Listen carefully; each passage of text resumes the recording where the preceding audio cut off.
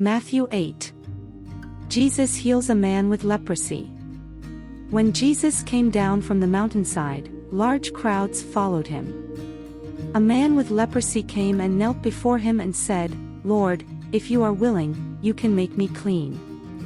Jesus reached out his hand and touched the man. "I am willing," he said. "Be clean." Immediately he was cleansed of his leprosy. Then Jesus said to him, "See that you don't tell anyone. But go, show yourself to the priest and offer the gift Moses commanded, as a testimony to them." The faith of the centurion. When Jesus had entered Capernaum, a centurion came to him, asking for help. "Lord," he said, "my servant lies at home paralyzed, suffering terribly." Jesus said to him, "Shall I come and heal him?" The centurion replied, "Lord, I do not deserve to have you come under my roof. But just say the word, and my servant will be healed. For I myself am a man under authority, with soldiers under me. I tell this one, 'Go,' and he goes, and that one, 'Come,' and he comes. I say to my servant, 'Do this,' and he does it." When Jesus heard this, he was amazed and said to those following him, "Truly I tell you, I have not found anyone in Israel with such great faith. I say to you that many will come from the east and the west, and will take their places at the feast with Abraham, Isaac, and Jacob in the kingdom of heaven. But the subjects of the kingdom will be thrown outside, into the darkness, where there will be weeping and gnashing of teeth." Then Jesus said to the centurion, "Go. Let it be done just as you believed it would." And his servant was healed at that moment. Jesus heals many. When Jesus came into Peter's house, he saw Peter's mother-in-law lying in bed with a fever. He touched her hand and the fever left her, and she got up and began to wait on him. When evening came, many who were demon-possessed were brought to him, and he drove out the spirits with a word and healed all the sick. This was to fulfill what was spoken through the prophet Isaiah. He took up our infirmities and bore our diseases. The cost of following Jesus. When Jesus saw the crowd around him, he gave orders to cross to the other side of the lake. Then a teacher of the law came to him and said, "Teacher, I will follow you wherever you go." Jesus replied, "Foxes have dens and birds have nests, but the Son of Man has no place to lay his head." Another disciple said to him, "Lord, first let me go and bury my father." But Jesus told him, "Follow me, and let the dead bury their own dead." Jesus calms the storm. Then he got into the boat and his disciples followed him. Suddenly a furious storm came up on the lake, so that the waves swept over the boat. But Jesus was sleeping. The disciples went and woke him, saying, "Lord, save us. We're going to drown." He replied, "You of little faith, why are you so afraid?" Then he got up and rebuked the winds and the waves, and it was completely calm. The men were amazed and asked, "What kind of man is this? Even the winds and the waves obey him." Jesus restores two demon-possessed men. When he arrived at the other side in the region of the Gadarenes, two demon-possessed men coming from the tombs met him. They were so violent that no one could pass that way. "What do you want with us, Son of God?" they shouted. "Have you come here to torture us before the appointed time?" Some distance from them a large herd of pigs was feeding. The demons begged Jesus, "If you drive us out, send us into the herd of pigs." He said to them, "Go." So they came out and went into the pigs, and the whole herd rushed down the steep bank into the lake and died in the water. Those tending the pigs ran off, went into the town and reported all this, including what had happened to the demon-possessed men. Then the whole town went out to meet Jesus. And when they saw him, they pleaded with him to leave their region. Matthew 9. Jesus forgives and heals a paralyzed man. Jesus stepped into a boat, crossed over and came to his own town. some men brought to him a paralyzed man, lying on a mat. When Jesus saw their faith, he said to the man, "Take heart, son, your sins are forgiven." At this, some of the teachers of the law said to themselves, "This fellow is blaspheming." Knowing their thoughts, Jesus said, "Why do you entertain evil thoughts in your hearts? Which is easier, to say, 'Your sins are forgiven,' or to say, 'Get up and walk'? But I want you to know that the Son of Man has authority on earth to forgive sins." So he said to the paralyzed man, "Get up, take your mat and go home." Then the man got up and went home. When the crowd saw this, they were filled with awe, and they praised God, who had given such authority to man. The calling of Matthew. As Jesus went on from there, he saw a man named Matthew sitting at the tax collector's booth.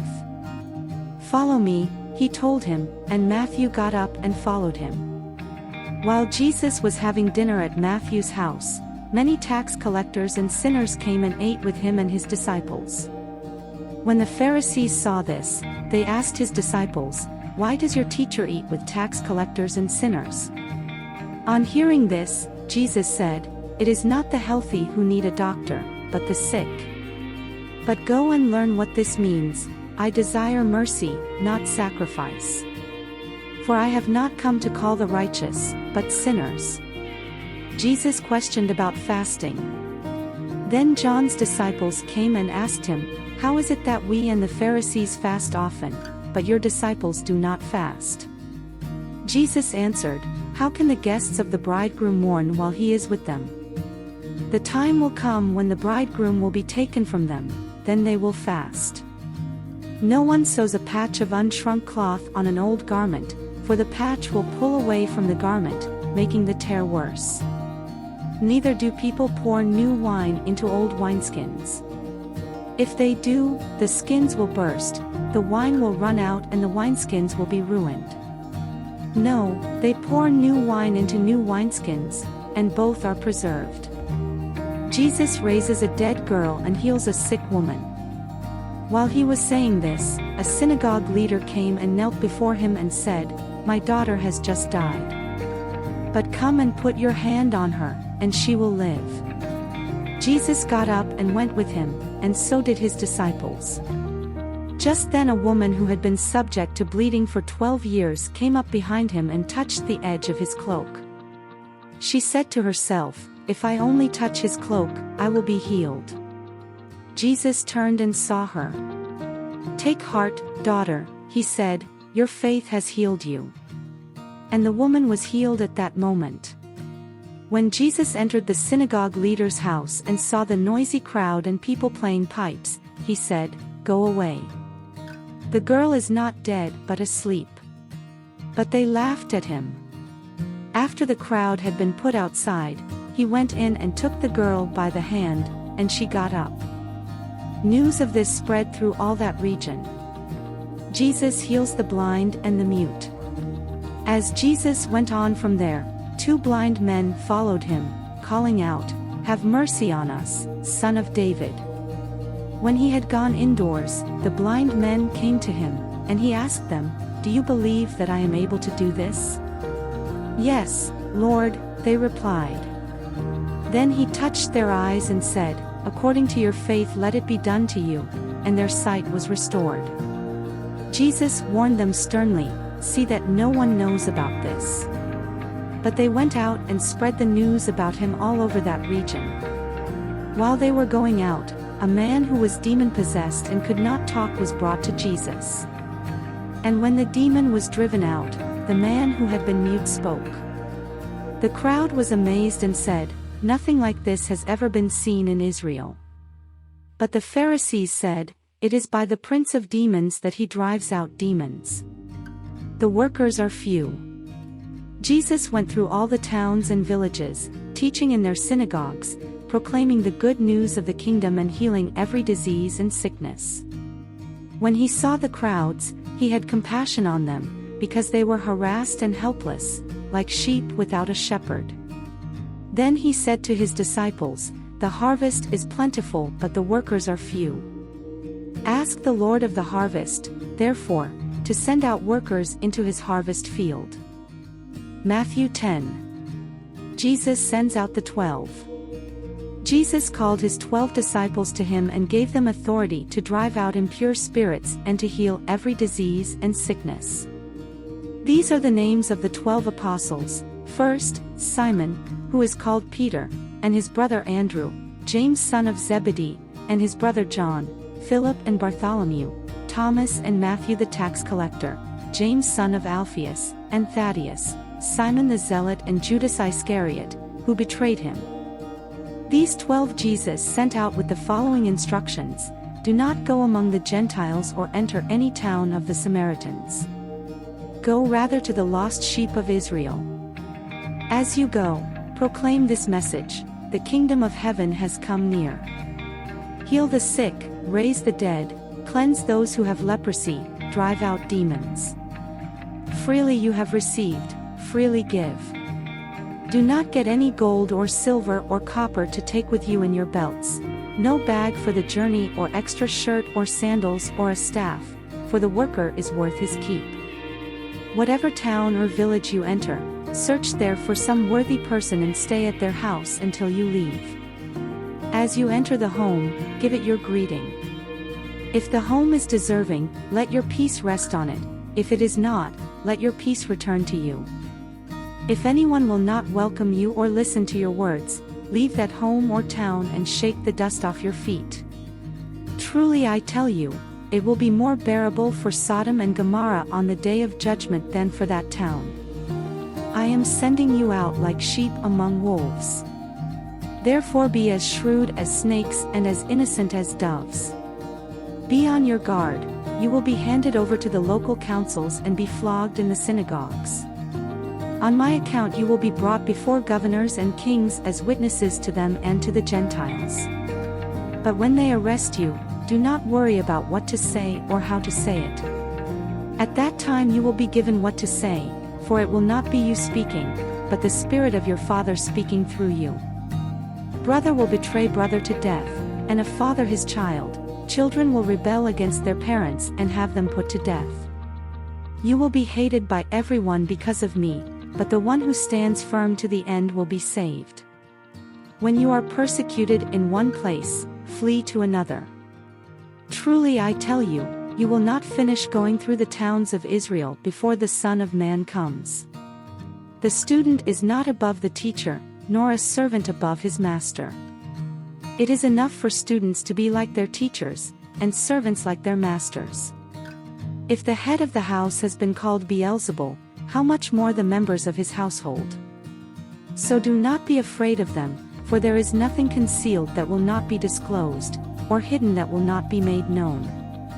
What I tell you in the dark, speak in the daylight. What is whispered in your ear, proclaim from the roofs. Do not be afraid of those who kill the body but cannot kill the soul. Rather, be afraid of the one who can destroy both soul and body in hell. Are not 2 sparrows sold for a penny?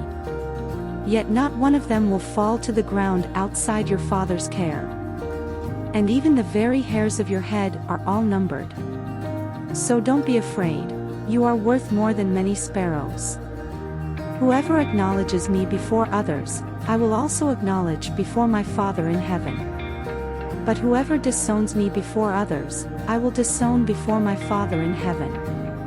Do not suppose that I have come to bring peace to the earth. I did not come to bring peace, but a sword. For I have come to turn a man against his father, a daughter against her mother, a daughter-in-law against her mother-in-law. A man's enemies will be the members of his own household. Anyone who loves their father or mother more than me is not worthy of me. Anyone who loves their son or daughter more than me is not worthy of me. Whoever does not take up their cross and follow me is not worthy of me. Whoever finds their life will lose it, and whoever loses their life for my sake will find it. Anyone who welcomes you welcomes me, and anyone who welcomes me welcomes the one who sent me. Whoever welcomes a prophet as a prophet will receive a prophet's reward, And whoever welcomes a righteous person as a righteous person will receive a righteous person's reward. And if anyone gives even a cup of cold water to one of these little ones who is my disciple, truly I tell you, that person will certainly not lose their reward.